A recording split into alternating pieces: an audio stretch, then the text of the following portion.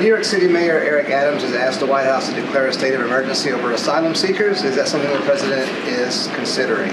To address the migrant issues, as you know, we have provided New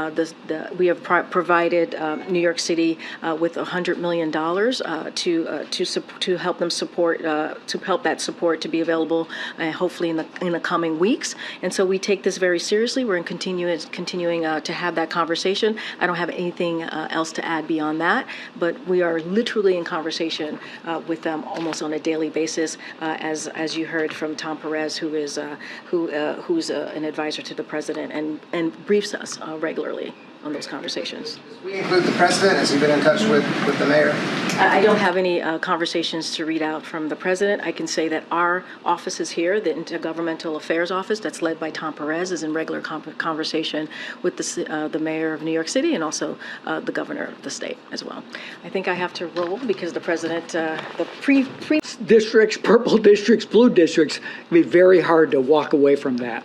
And so I am quite confident that as the public really, again, as Neera said, begins to feel the presence of this law in their lives, particularly on that workforce side, it's here to stay. Can you address some of the criticism from Senator Joe Manchin, who obviously was a key part of passing this but won't be here today? He's talked about the implementation being manipulated to push a radical climate agenda.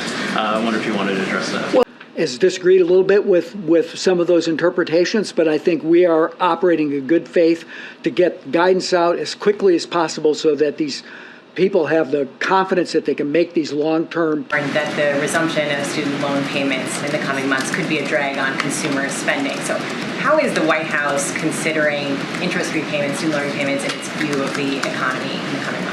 So look, when the president put forth his student debt relief, obviously it was part of his broader economic plan, right? That they then would give back to the economy, right, or be able to buy a home, or able to do things that actually build back the economy. And so there are benefits on both sides.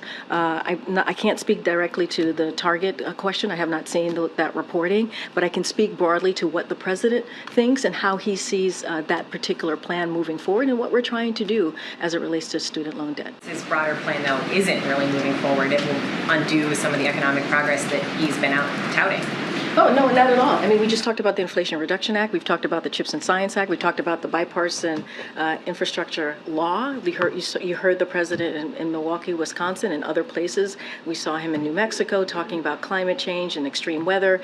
Podesta just talked about South Carolina, his trip to South Carolina recently. The president has gone across the country speaking about real data points. Inflation is moderating. Again, real data points. And you think about a law like the Inflation Reduction Act that's going to lower costs. We're talking about healthcare, prescription drugs, insulin capped at $35 a month when you think about our seniors. And so all of these things are incredibly important. This is all part of the president's broader plan here. Clearly, the student loan is a major factor, and we're going to continue to try to make sure that we live up to what the president promised families.